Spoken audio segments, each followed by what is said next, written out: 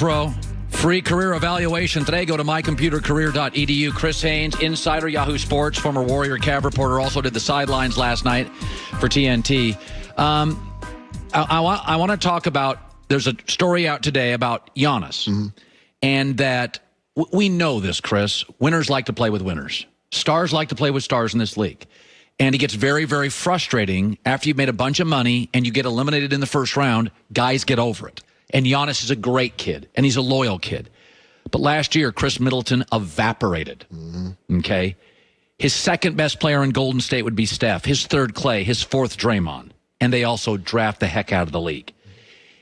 If they go through the Eastern Conference playoffs and they do not get to the finals, and Chris Middleton, like last year against Toronto, disappears, I do not believe you can blame Giannis for saying, listen, man, I'm in my prime. Milwaukee does not get free agents. I said this. These rumors, Golden State could give him Wiggins' contract and 2 lottery picks, the T-Wolves and theirs. Not sure you're getting a better offer. And again, Giannis can go, you know. I mean, I think this has legs. I think this story has legs. There's the rumors have been out there for a couple years now. Yeah. With that being said, I do think Milwaukee is the favorite to get out of the East.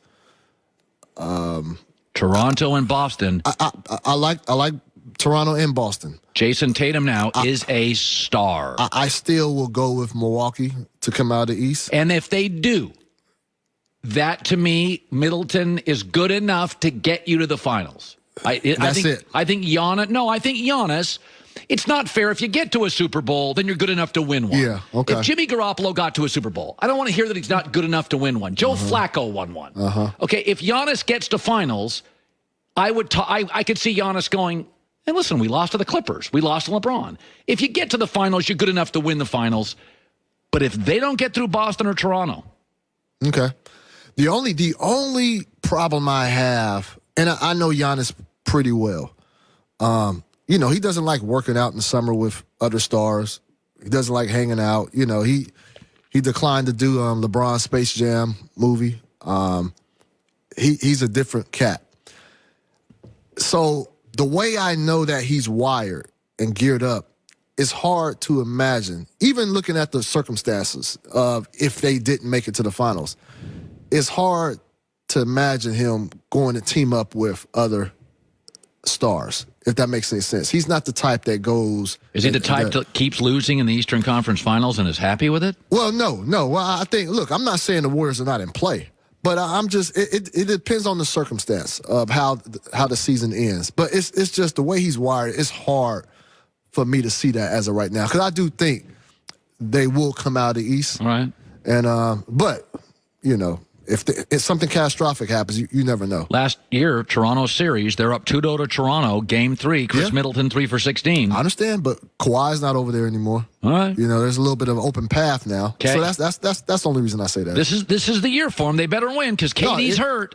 Sixers dysfunctional. You have to look. I think there's 4, you know, maybe 3.5 teams that have a legitimate shot at winning the title. I think there's only 2 teams in the West. That's my case. And then I think it's Milwaukee and Boston. You know, Boston's playing a little bit better now. That's why I'm, you know, inserting them in there. But yeah, if Milwaukee doesn't get it done this year, that's when I'm concerned if I'm the Bucks franchise. Chris Haynes joining us. So last night, LeBron. As you get older in life, you can still be great, but you don't have the ability to generally be great every night. Okay. So LeBron last night, young guy comes in town. LeBron scores 17 fast break points. That's what the young kids call a flex. Did you notice how did you watch LeBron last night? Up and down the floor like a kid? Yeah, he was getting up. We can agree now. He's still the best player in the league. I've never rescinded from that. You know, I took some heat about that, but did Broussard give you heat on that? Skip, Skip. You know. But look, you know, I don't argue with folks if they want to say Kawhi. Look at that LeBron dunk. You know, it's up for debate. But look, he had there was multiple factors that had its way in producing what LeBron James gave us. You know, the Josh Hart Lonzo Ball, Brandon Ingram, they were back. He had to show them something. Zion Williamson, comparison to LeBron, had to show them something. Then they left Drew Holiday out there on the island.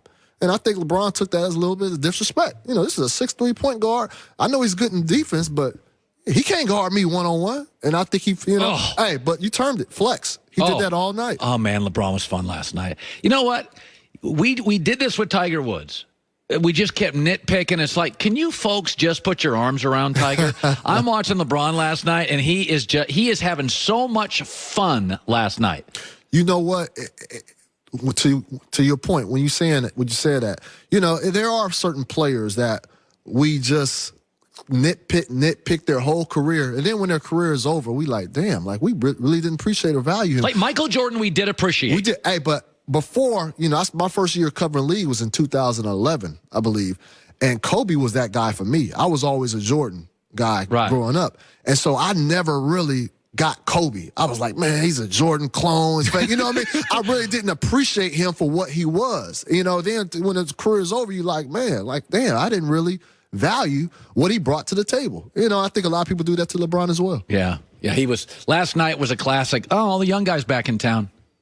Lead singer took the mic and said, I'm going to do a little, I'm going to stand on stage here for about 2.5 hours, show you guys who still got the pipes. I may not be able to tour like you kids, but I still got the pipes. I can still win the house. No doubt. National TV, he had to show out. Good stuff. Good seeing you, Chris. Likewise, my guy. Weather can be unpredictable on the roads. Try the Michelin Endurance XT silicone wiper blades. They are real world proven, last 2 times longer than other blades, and they're available only at Walmart.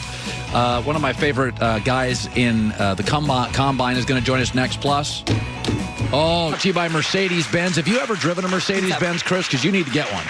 Now, I know you're doing sidelines. Why don't you just pull up to that sideline job in a Mercedes? It would just fit you perfectly. Nice job last night. Okay, I love me some Zion. And you know what? This is the thing. A lot of critics of him. Joy, we liked Zion. We love Zion. A lot of people are nitpicking. We kept saying his self-awareness. I loved at Duke. The shoe blows up. Everybody's like, you can't play. He's like, I like basketball. I want to play. And he says, you got to go to the NBA. He's like, I'd actually prefer staying in college, but for business, I'm going to go. There's something about this kid. There's an earnestness and a likability. And by the way, Chris, I'm watching him last night. He got how many free throw attempts? 17? He is a problem. He's played 13 games, 12. He's been exceptional. Yeah. What I'm impressed by, Colin, is that, look, we know he's physical. We know he's big and strong. But he was pushing Markieff Morris out the way like it wasn't even a problem. Like, I'm like, this is Markieff Morris. Like, there's a couple players like you don't mess with in the league. Markieff Morris is one of those dudes. And then he was taking it right at AD. Right at him.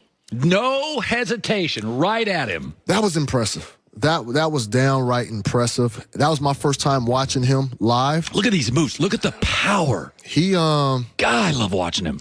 You know what? And for his skill set, the way he's built, it's just unprecedented. We've never seen anybody like this. I think he's got. The more I watch him, I see Sean Kemp with a little better touch. He's got a beautiful left-handed touch. Sean was really a power player. Yeah. I see that, and there's comparisons to Charles Barkley as well, but there's nobody like him, Colin. The size, the way he gets up. There was a play where he grabbed the offensive rebound. He was challenging Dwight Howard for the rebound, and he was just so much higher than Dwight Howard off the ground. It was ridiculous. What's the reaction inside of Staples for him? What is the buzz? Can you sense the buzz? Oh, you definitely can sense the buzz. Like, this was, it was the Lakers and Pelicans, but it had the buzz and intensity of a playoff game, like these two teams were. I sat for rivals. 2.5 hours, watched every second of it. It was, this guy, he's box office, period. Box office. He's a guy, when you get the ball to him in space, he can make, he can do some unbelievable what's amazing, things. Chris? They don't now the Pelicans are funny because they just run. Right? They don't do many set plays. They it's run fun to watch.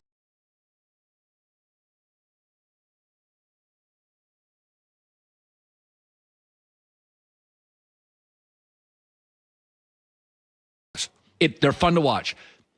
He's getting these numbers. They're not designing a bunch of plays for him. He's rolling out of bed and getting you 27. It's not like, you watch certain teams. You see Steph Curry coming off the screens. They're setting Steph up. There's plays. He's getting 26. Not a lot of numbers called for him. It's just get me the ball in space and let me go. Let me go. Pin downs and things like that. But yeah, not really any called plays for him to go ISO. But that's when you know he's going to be a problem, because those plays are going to come eventually. He's going to be the number one option sooner or later, and that's going to add 8 or 10 more points just right there. And so, look, like I said, my only thing is, I want the kid to stay healthy. Yes. I want to see him have a long, prosperous career, just to see what his potential is going to be. Yeah, everybody tells me he should thin down. How about you try stopping him at 270 before everybody lectures Zion on occasional Twinkies he knocks down at halftime? Because I keep hearing about how thin he's got to get, and I'm like, no, Charles Barkley was a problem. Yeah. He had a big butt, and Charles was hard to defend, and Charles was big, and he was never in the world's best shape, but Charles Barkley in transition was